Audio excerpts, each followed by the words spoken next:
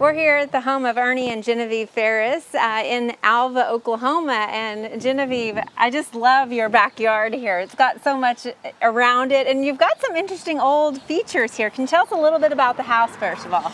Okay, the house was built in 1927. I do believe that the fireplace that we're by right now was built at that time also. Okay.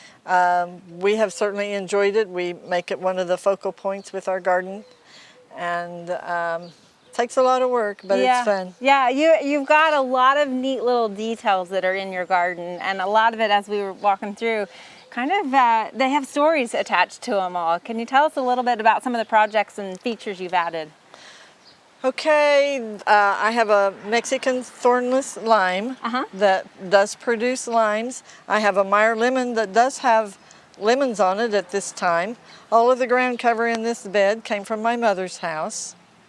And of course the fruit trees, I'm imagining you bring those in the wintertime? Yes, we have to bring them in. They can't be left outside. Yeah.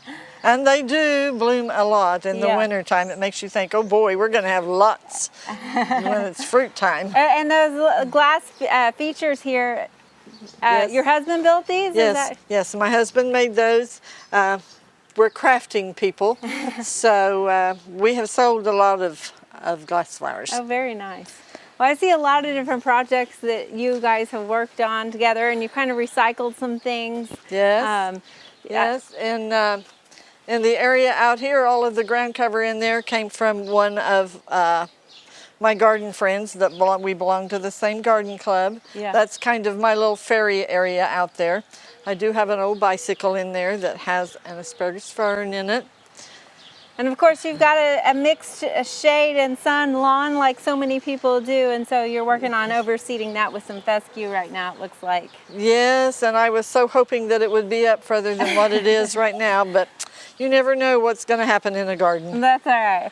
Well, and you've added some vertical elements over here in this garden with your containers and stuff. Can you tell us a little bit about those? Yes, the posts that the pots are on, we had to replace the posts on our patio, so we took the posts and made them part of the garden. Oh, very nice. Recycle, and that's not the only thing you're recycling. Yes. I know there's a few features with the whiskey barrel rings. Yes.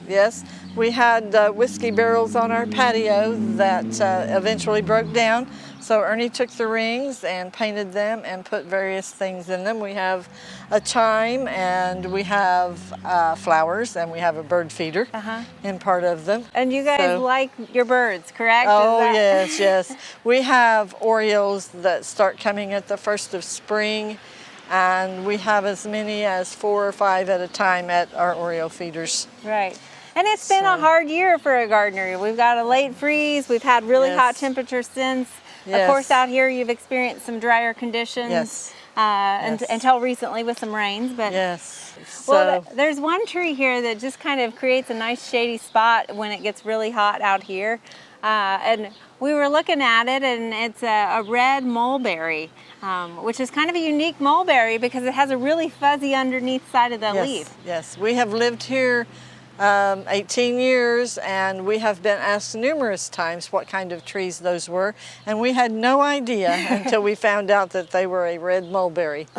But they have actually been a blessing out here on this side because it keeps everything really shady right here. Well, what are some of your favorite plants that really are just being strong and handling all the conditions out here in All Alva? of my knockout roses have done great. My drift roses. And of course, you got a sage that's really doing well on the other side of the house. You even have a few peach trees. I love that you put these right here in your front yard. Yes, we're trying to keep them all trimmed up so that they look good. They're called Weeping White Peach. We have 3 of them. Well, your yard and your garden is just beautiful, and we appreciate you sharing it with us today. Thank you. We hope you enjoyed this video. It's part of our Oklahoma Gardening YouTube channel. You can also find even more videos on our OK Gardening Classics YouTube channel. And join us on social media for great gardening tips, photos, and discussion.